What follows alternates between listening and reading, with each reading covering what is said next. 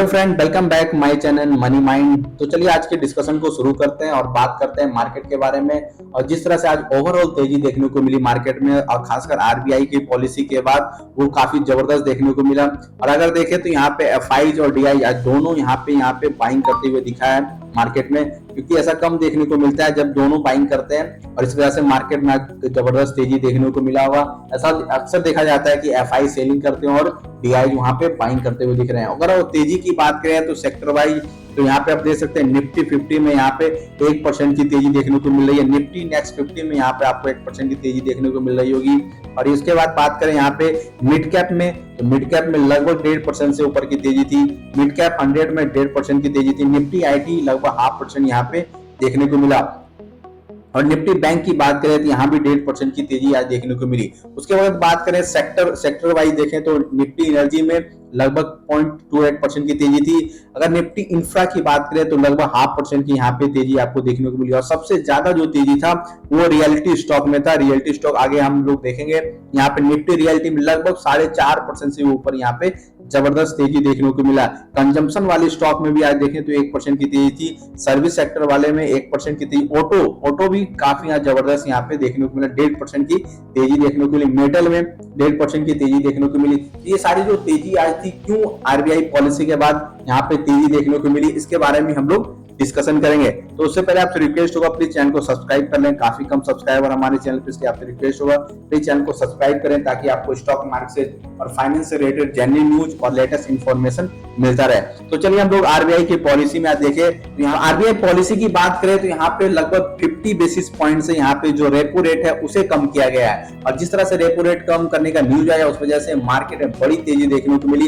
Repo rate जैसे ही कम होता है, इंटरेस्ट रेट जैसे ही कम होता है, ओवरऑल पूरी इकोनॉमी पे इंपैक्ट इसका पड़ता है। अगर सेक्टर वाइज देखें तो यहाँ पे आप देख सकते हैं रियल एस्टेट में इसका इंपैक्ट पड़ता है, क्योंकि ईएमआई जो होम लोन्स होता है वो कम हो जाता है, देना पड़ता है। इस वजह से यहाँ पे डिमांड हाउसिंग का बढ़ जाता है। PF, banking, financial services, insurance जैसे सेक्टर पे इसका इंपैक्ट पड़ता है। उसके बाद बात करें क्योंकि कारण इसका है कि लिक्विडिटी और बोरिंग जो कॉस्ट होता है वो कम हो जाता है, इस वजह से यहाँ पे इंपैक्ट देखने को मिलता है। इंफ्रास्ट्रक्चर, क्योंकि फाइनेंसिंग जो वो चीपर हो जाता है, इस वजह से इंफ्रास्ट्रक्चर जैसे स्टॉक में आपको तेजी देखने को मिलेगी। जैसे मेटल हो गया, सीमेंट हो गया, सब सेक्टर में आपको तेजी आने वाले टाइम में देखने को मिलेगा। इलेक्ट्रिक व्हीकल्स वाले जैसे ऑटो में तेजी देखने को मिला, चाहे वो अशोक लेलैंड हो, महिंद्रा एंड महिंद्रा हो, ये सारे सेक्टर में काफी तेजी थी। उसके बाद बात करें यहाँ पे तो फास्ट मूविंग कंज्यूमर हो या रिटेल हो, इन सब सारे सेगमेंट में आज तेजी देखने को मिली। ऑटोज में आपको तेजी देखने को मिला। आईटी फार्मा में भी आज तेजी देखने को मिला। अगर बात करें यहाँ पे स्टॉक के बारे में तो आप देख सकते हैं गोदरेज प्रॉपर्टीज में लगभग 6% की तेजी थी। यहाँ जबरदस्त तेजी यहाँ पे देखने को मिला। देखिए शोभा यहाँ पे लिमिटेड, इसमें भी तेजी थी आज लगभग 4% की। और यहाँ वॉल्यूम देखेंगे तो लगभग एवरेज वॉल्यूम से 1.5 गुना ज्यादा ट्रेडिंग वहाँ पे इस स्टॉक में होता हुआ दिख रहा है। उसके बाद बात करें तो एलआईसी हाउसिंग फाइनेंस, जितने में हाउसिंग फाइनेंस वाली कंपनी है उसमें भी तेजी थी। आज यहाँ पे देखें तो 2% की तेजी थी। वॉल्यूम भी देखेंगे तो 1.5 गुना यहाँ एवरेज वॉल्यूम से ज्यादा ट्रेड होता हुआ दिख रहा है। डीएलएफ में कुछ दिन पहले भी यहाँ मोमेंटम था स्टॉक में, आज भी देखें तो 6.5% ऊपर है। और यहाँ पे एवरेज वॉल्यूम की बात करें तो लगभग 3-3.5 गुना एवरेज वॉल्यूम से ज्यादा यहाँ पे ट्रेड होता हुआ दिखा है। उसके बाद बात करें तो पीएनबी हाउसिंग फाइनेंस, यहाँ लगभग 4% की तेजी थी। और सबसे ज्यादा जो तेजी रियल स्टॉक में था वो आदित्य बिरला रियल एस्टेट, लगभग 9% की तेजी। और यहाँ का वॉल्यूम आप देखें तो काफी शौक लगेगा आपको, यहाँ पे 25 गुना ज्यादा यहाँ पे वॉल्यूम ट्रेड होता हुआ दिखा है। ये सारे स्टॉक हैं जहां पे आज तेजी देखने को मिला है। उसके बाद अगर बात करें यहाँ पे तो डाउ जोन्स भी अभी 500 पॉइंट की रैली दिखा रहा है। और उसकी सबसे बड़ी वजह है कि वहां जो जॉब रिपोर्ट आई वो काफी पॉजिटिव आया, इस वजह से यहाँ पे बड़ी तेजी देखने को मिला है। यूएस की बात कर रहे हैं तो बात कर लेते हैं इलॉन मस्क की। यहाँ पे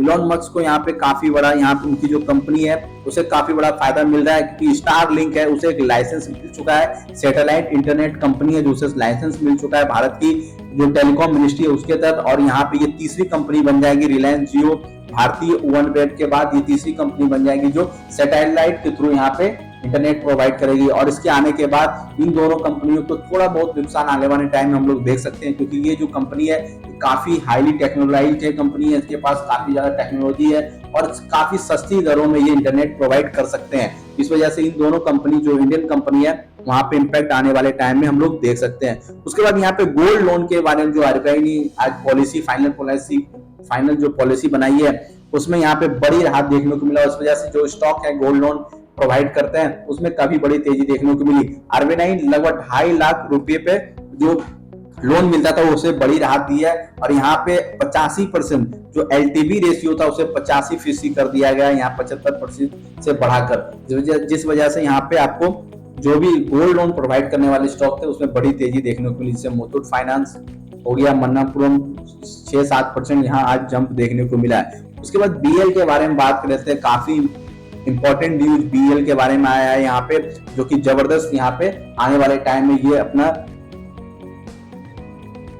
BL के बारे में बात कर लेते हैं। यहाँ पे जबरदस्त न्यूज है, ताइवान जो है इंडिया की जो indigenous D4 anti drone system है उसे परचेज करने की बात कर रही है, क्योंकि जिस तरह से पाकिस्तान के अटैक के खिलाफ जो इफेक्टिव काम किया है, इस वजह से यहाँ पे ये इसको परचेज करना है ताइवान।